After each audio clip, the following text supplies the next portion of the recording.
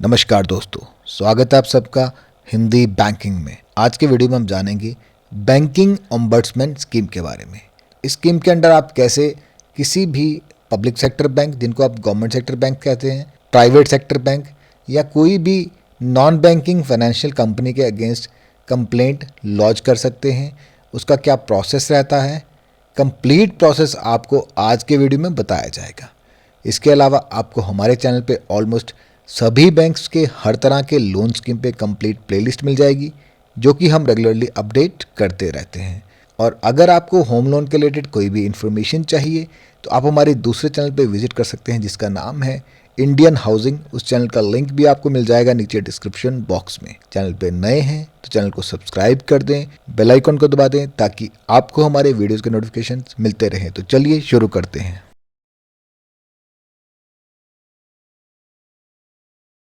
आइए दोस्तों जानते हैं बैंकिंग ओम्बड्समैन कंप्लेंट्स के बारे में।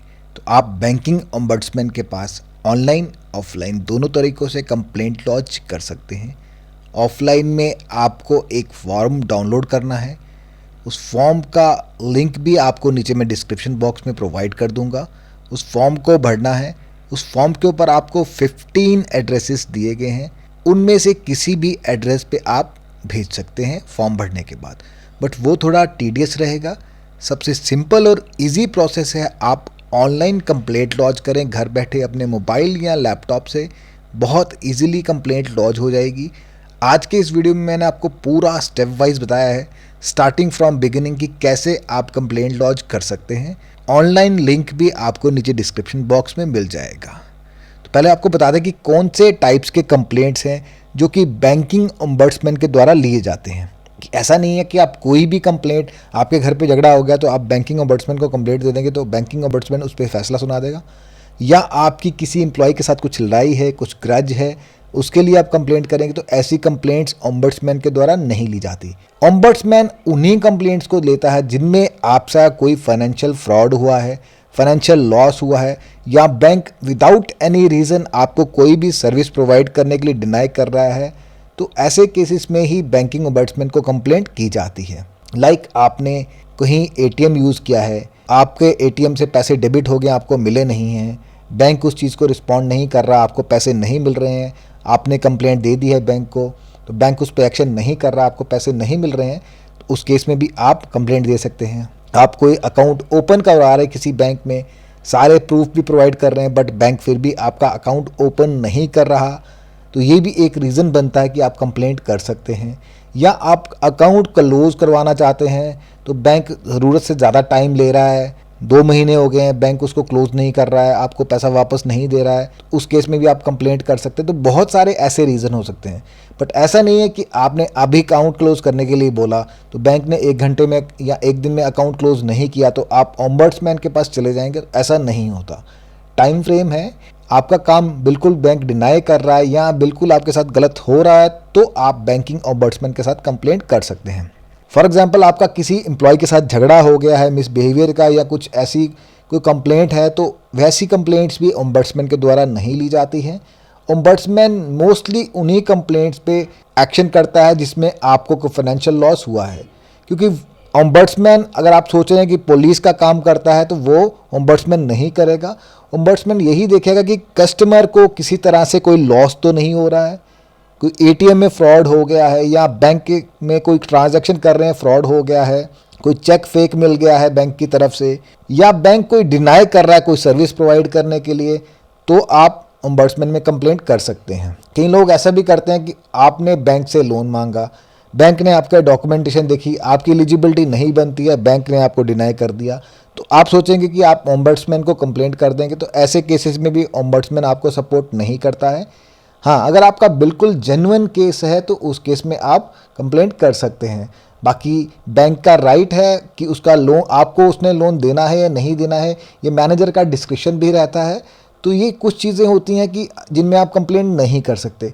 बाकी अगर आपका जेन्युइन केस है, जेन्युइनली आप हरास हो रहे हैं, तो आपको ओम्बड्समैन से कंप्लेंट करनी चाहिए। उसका प्रोसेस हम अभी आपको आगे वीडियो में बताने वाले हैं।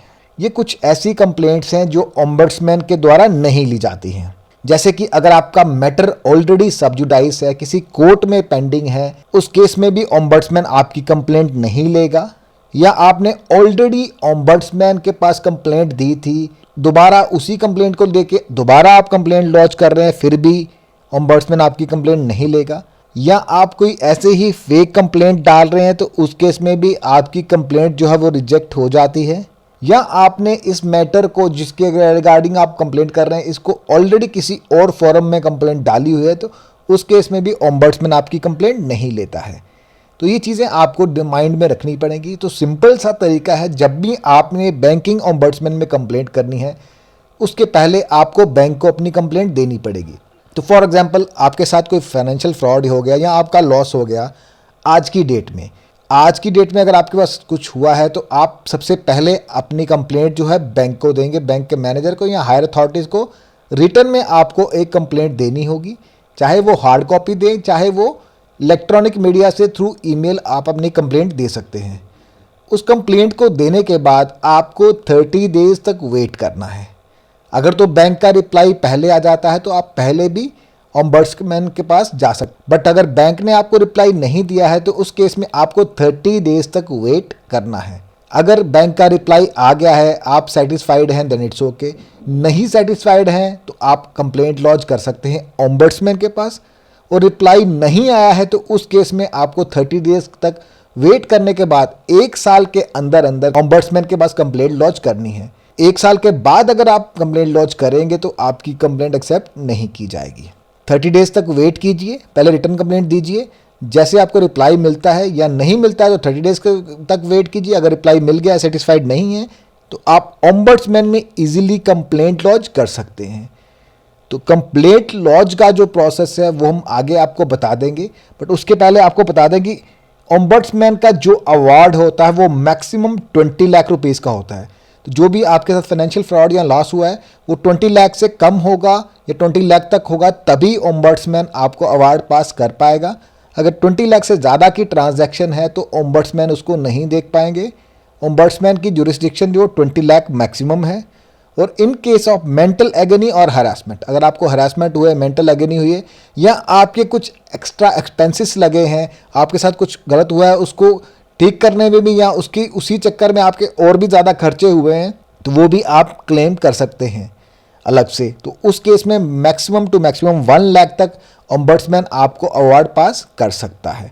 और एक चीज़ और थी जो आपको बतानी ज़रूरी है, इन केस अगर आपको अवार्ड पास किया है ओम्बड्समैन ने कुछ भी, आप उससे सेटिस्फाइड नहीं हैं, आपको विद इन 30 डेज उसके अगेंस्ट अपील फाइल करनी होगी। और अपील फाइल करने का भी पोर्टल वही सेम है जो कि कंप्लेंट फाइल करने का। तो अभी मैं आपको वो पोर्टल दिखाऊंगा, उसका लिंक नीचे डिस्क्रिप्शन बॉक्स में है। तो आप उस पोर्टल पे विजिट करेंगे तो आपको सामने जो ऑप्शंस नज़र आएंगे उसमें से एक फाइल या कंप्लेंट भी है और दूसरा अपील भी है। उसमें से आप अपील भी कर सकते हैं। और अपील जब भी आप करते हैं वो डिप्टी गवर्नर ऑफ आरबीआई होते हैं जिनके पास आपका केस जाता है, फिर उनकी जुरिस्डिक्शन है, वो चाहे तो दोबारा ओम्बड्समैन को इंस्ट्रक्ट कर सकते हैं इसको रीथिंक करने के लिए, या वो रिजेक्ट भी कर सकते हैं। ये उनकी डिस्क्रिप्शन है कि वो उस केस से क्या करते हैं। आगे मैं आपको बताऊंगा कि सिंपली किस तरह से आप ओम्बड्समैन के रिलेटेड कंप्लेंट लॉन्च कर सकते हैं। पूरा प्रोसेस मैं आपको स्टेप वाइज बताने वाला हूँ। इन केस कुछ क्वेरीज हैं या आपको कुछ समझ नहीं आया है, उसके लिए आप मुझे नीचे कमेंट बॉक्स में कमेंट करके पूछ सकते हैं। और अगर आपने कंप्लेंट फाइल की है, आपको कुछ आंसर नहीं आया, हमें प्लीज़ कमेंट करके इन्फॉर्म जरूर करें। और जो भी आपकी कंप्लेंट का स्टेटस है, और बाकी के हमारे जो दोस्त इस वीडियो को देख रहे हैं उनको भी इस चीज़ से ज़रूर फ़ायदा होगा। तो एक कम्युनिकेशन बनेगा, आप नीचे कमेंट बॉक्स में कमेंट करेंगे, बाकी के लोग भी आपके साथ बात करके आपका केस डिस्कस करेंगे और अपने केस भी डिस्कस करेंगे। तो चलिए अब ले चलते हैं आपको अपने लैपटॉप स्क्रीन से और सीखते हैं कि किस तरह से हम स्टेप वाइज बैंकिंग ओम्बड्समैन के साथ कंप्लेंट लॉन्च कर सकते हैं। आइए जानते हैं बैंकिंग ओम्बड्समैन को ऑनलाइन कंप्लेंट लॉन्च करने का कंप्लीट प्रोसेस। तो लिंक आपको नीचे डिस्क्रिप्शन बॉक्स में मिल जाएगा। तो जैसे ही आप उस लिंक पे विजिट करेंगे ये पेज आपके पास आएगा। इसमें आप देख पा रहे हैं सबसे ऊपर वाला ऑप्शन है फाइल अ कंप्लेंट। तो जब भी नई कंप्लेंट लॉन्च करनी है आपको ये वाले ऑप्शन पे क्लिक करना है। अदरवाइज़ अगर आपने कोई कंप्लेंट ऑलरेडी लॉन्च की है, उसको ट्रैक करना चाहते हैं, वो भी यहाँ से कर सकते हैं। आपने कंप्लेंट ऑलरेडी फाइल की है, ओम्बड्समैन का वर्डिक्ट आ गया है, आप सेटिस्फाइड नहीं हैं, उसके अगेंस्ट में अपील करना चाहते हैं तो उसका ऑप्शन भी यहाँ पे आपको मिल जाएगा। बट आज हम सीखने वाले हैं कि हम कंप्लेंट कैसे फाइल करेंगे। तो फाइल करने के लिए सबसे पहले फाइल ए कंप्लेंट पे क्लिक करेंगे तो ये पेज हमारे पास आएगा। तो यहाँ पे एक कैप्चा कोड होगा जो हमें डालना है और उसके बाद में हमें नेक्स्ट पे क्लिक कर देना है। तो हमारा जो एप्लीकेशन है वो आगे प्रोसेस हो जाएगा। इस कैप्चा कोड को एंटर कर दें। ये केस सेंसिटिव है, जहाँ स्मॉल है वहाँ स्मॉल लिखिए, जहाँ कैपिटल है वहाँ कैपिटल लिखिए। तो नेक्स्ट पे क्लिक कर देंगे। नेम ऑफ द कंप्लेनेंट, तो कंप्लेनेंट का नाम क्या है, जो शिकायत कर रहे हैं उनका नाम, मोबाइल नंबर एंटर करेंगे। उसके बाद में गेट OTP पे क्लिक करेंगे। OTP आपके मोबाइल पे आएगा, आप OTP एंटर करेंगे, आपका मोबाइल नंबर जो है वो वेरीफाई किया जाएगा। उसके बाद में ही ये फॉर्म खुलेगा। तो आगे स्टेप वाइज सीखेंगे हम कैसे इस फॉर्म को भरेंगे। OTP को वैलिडेट करने के बाद आपने देखा कि आपको मैसेज आएगा OTP इज सक्सेसफुली वैलिडेटेड। उसके बाद में ये सारा फॉर्म खुल जाएगा। यहाँ पे अपनी मेल ID एंटर कर दीजिए। कैटेगरी ऑफ कंप्लेंट, तो कंप्लेंट की कैटेगरी क्या है, ड्रॉप डाउन से आप देखेंगे जो शिकायत करता है क्या वो इंडिविजुअल है, बिजनेसमैन है, प्रोप्राइटरी कंसर्न है, गवर्नमेंट डिपार्टमेंट है, PSU है।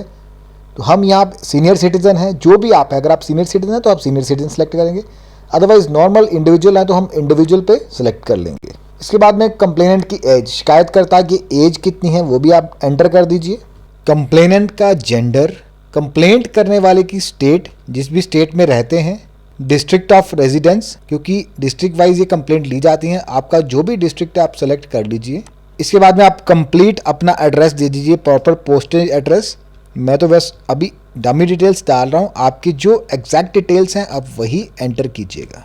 उसके बाद में पिन कोड, उसके बाद में एंटिटी का नाम, जिस भी एंटिटी के अगेंस्ट, जिस भी बैंक या फाइनेंशियल इंस्टीट्यूशन के अगेंस्ट आप कंप्लेंट कर रहे हैं उसका नाम आपको यहाँ पे एंटर करना होगा। फॉर एग्जांपल अगर आप बैंक्स में ले लें, अगर आप स्टेट बैंक ऑफ इंडिया के अगेंस्ट कर रहे हैं तो आप यहाँ पे लिखेंगे स्टेट बैंक। तो जैसे ही मैंने स्टेट बैंक टाइप किया, आप नीचे देख रहे हैं state bank of India drop down से आ गया है। तो जो भी इंस्टीट्यूशन आपको सेलेक्ट करना है वो ड्रॉप डाउन से आना चाहिए, तो वो भी वही आप यहाँ से सेलेक्ट कर सकते हैं। उसके बाद में अगर आप किसी और इंस्टीट्यूशन को, फॉर एग्जांपल किसी नॉन बैंकिंग फाइनेंशियल कंपनी से अगर आप करना चाहते हैं, फॉर एग्जांपल मुथूट फाइनेंस, तो हम यहाँ पे लिखेंगे मुथूट। तो देखा आपने, जैसे ही हमने मुथूट टाइप किया अपने आप वहाँ पे आ गया मुथूट फाइनेंस लिमिटेड। तो जिस भी इंस्टीट्यूशन के अगेंस्ट आप कंप्लेंट करना चाहते हैं, चाहे वो सरकारी बैंक है, प्राइवेट बैंक है, नॉन बैंकिंग फाइनेंशियल कंपनी है, कोई भी फाइनेंशियल इंस्टीट्यूशन है, तो उसको आप इजीली यहाँ से ड्रॉप डाउन से सिलेक्ट कर सकते हैं। हाँ, इसमें सर्च में थोड़ा टाइम लगता है, थोड़ा कंफ्यूज नहीं होइएगा, आराम से इसका वेट कीजिए। जैसे आप टाइप करेंगे बाद में वो नाम रिफ्लेक्ट होगा, आप वहाँ से सिलेक्ट कर सकते हैं। एंटिटी नेम सेलेक्ट करने के बाद, वैसे मेरी मुथूट या SBI या HDFC किसी भी बैंक से कोई कंप्लेंट पर्सनली नहीं है, मैं जस्ट आपको बता रहा था कि कैसे सिलेक्शन किया जाता है। उसके बाद में ये फॉर्म ओपन होना स्टार्ट हो गया। सबसे पहले क्वेश्चन आपसे पूछा जाएगा कि आप जो भी कंप्लेंट कर रहे हैं क्या ये सब्जुडाइज तो नहीं है, किसी कोर्ट में मैटर पेंडिंग तो नहीं है, क्योंकि मैंने आपको ऑलरेडी बताया भी था कि ओम्बड्समैन जो है वो पेंडिंग मैटर्स को नहीं देखता है। फ्रेश कंप्लेंट अगर आपने अपने इंस्टीट्यूशन के साथ की है तो उसके बाद में आप ओम्बड्समैन से कंप्लेंट कर सकते हैं, बट जो मैटर ऑलरेडी ओम्बड्समैन के पास पेंडिंग है या कोर्ट में पेंडिंग है तो उन मैटर्स को ओम्बड्समैन नहीं देखता है। तो इसको अगर हम येस करेंगे तो ये यहीं पे कैंसिल हो जाएगा, आगे नहीं बढ़ेगा, तो हम इसको नो करेंगे। नो करने के बाद नेक्स्ट क्वेश्चन आ गया है, is your complaint made through an advocate unless your self है, क्या आप अपनी कंप्लेंट एडवोकेट से करवा रहे हैं? तो नहीं, हम खुद ऑनलाइन कंप्लेंट कर रहे हैं तो हम नो पे क्लिक कर देंगे। आगे नेक्स्ट क्वेश्चन है, has your complaint already been dealt with और इज अंडर प्रोसेस, कि आपने ओम्बड्समैन से पहले कंप्लेंट की है, ये कंप्लेंट अंडर प्रोसेस तो नहीं है ऑलरेडी, आप दोबारा अगर रेज कर रहे हैं तो आपको इसको भी नो करना होगा। नेक्स्ट है, does your complaint involve general complaint against management और executives of a regulated entity. तो इसमें वो पूछ रहा है क्या आप किसी मैनेजमेंट या एम्प्लॉय के अगेंस्ट में कंप्लेंट तो नहीं कर रहे, क्योंकि ये प्लेटफॉर्म जो आपकी पर्सनल कंप्लेंट्स के लिए नहीं है, आपकी पर्सनल किसी से झगड़ा हो गया है उसके लिए प्लेटफॉर्म्स नहीं है। आपके साथ कुछ फाइनेंशियल फ्रॉड हो गया है या फाइनेंशियल आपके साथ लॉस हुआ है तो उस केस में आप इन कंप्लेंट्स को रेज कर सकते हैं। अदरवाइज किसी के बिहेवियर को लेके या किसी के साथ आपकी लड़ाई झगड़ा हो गया तो वैसी कंप्लेंट्स को ओम्बड्समैन नहीं लेता है, तो इसको हम नो कर देंगे। Does your complaint involve disputes between regulated entities? क्या किसी दो बैंक्स के डिस्प्यूट में रिलेटेड आपकी कंप्लेंट है या कोई इंस्टीट्यूशंस के रिलेटेड, तो उस पर भी हम नो कर देंगे। तो ये सारे चेक बॉक्स पे हमने नो कर दिया है। अब लास्ट है, is your complaint from the staff of a regulated entity and involves employer employee relationship? तो अगर आप बैंक के स्टाफ हैं, अपनी हायर मैनेजमेंट के अगेंस्ट कंप्लेंट कर रहे हैं या कोई एम्प्लॉयर एम्प्लॉय रिलेशनशिप को रिलेटेड आपकी कोई इंटरनल प्रॉब्लम है तो उसके रिलेटेड अगर आप कंप्लेंट कर रहे हैं तो आप इसमें कंप्लेंट नहीं कर सकते, तो आपको नो करना है। ये सारी चीज़ों को नो करने के बाद ही आगे आप बढ़ पाएंगे। ये पेज थोड़ा टाइम लेगा लोड होने में, जैसे हमने नेक्स्ट किया है।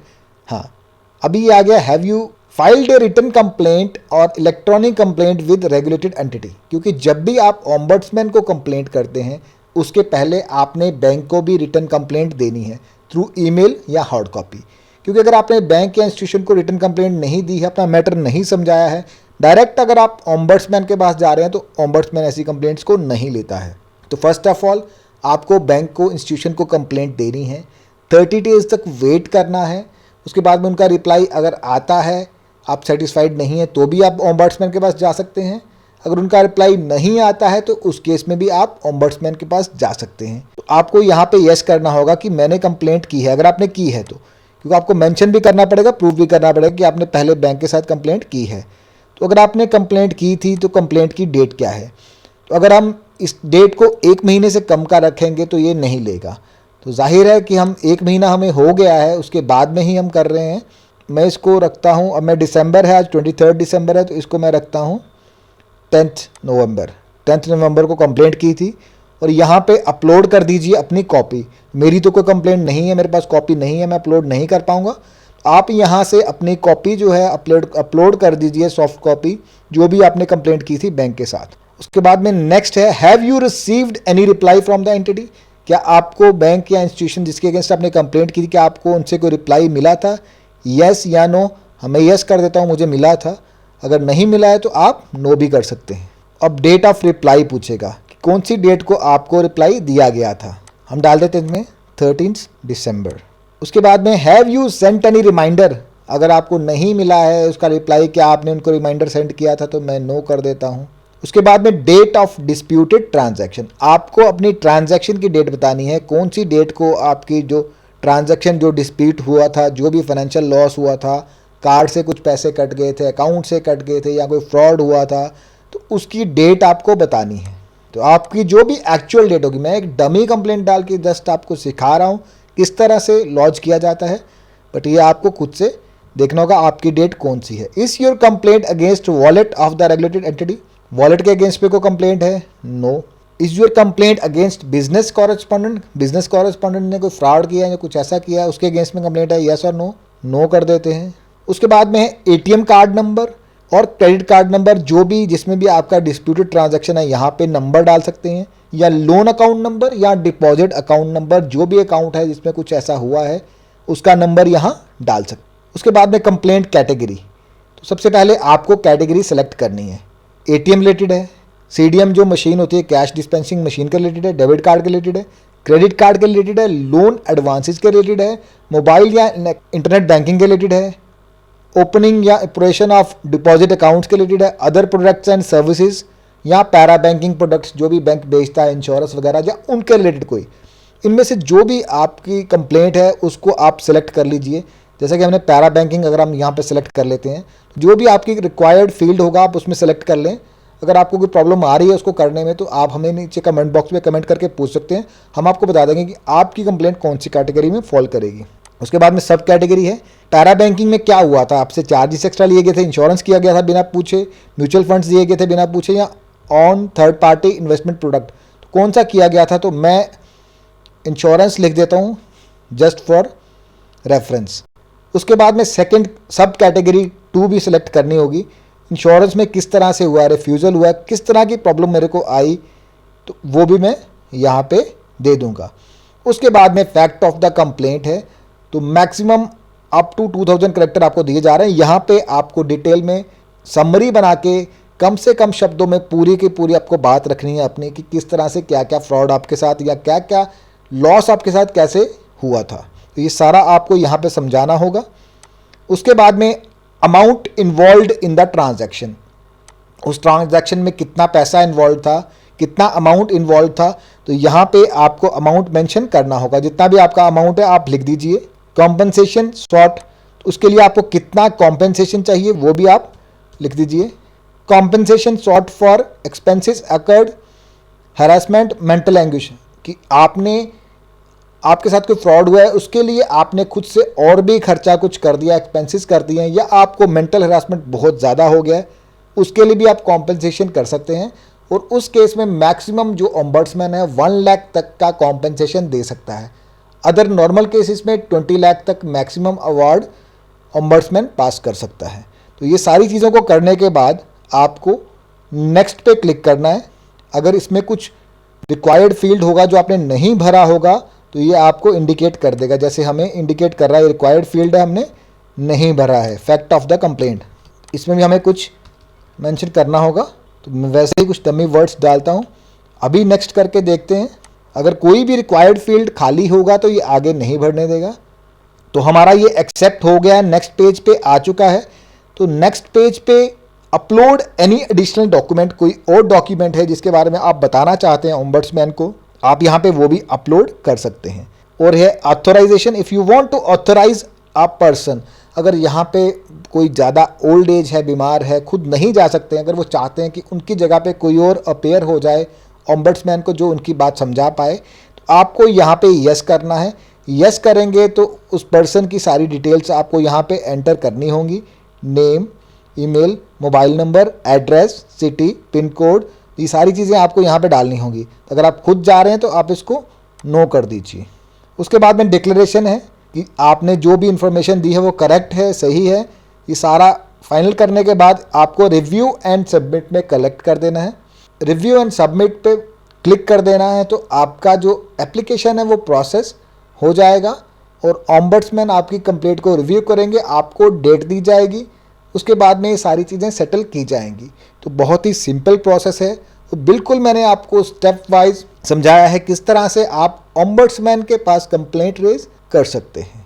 तो दोस्तों ये था बैंकिंग ओम्बड्समैन का ऑनलाइन कंप्लेंट फाइलिंग प्रोसेस। कैसा लगा आपको आज का ये वीडियो, कमेंट बॉक्स में कमेंट करके ज़रूर बताएं। अगर आपको वीडियो पसंद आए तो वीडियो को लाइक करें, चैनल को सब्सक्राइब करें। Thank you for watching.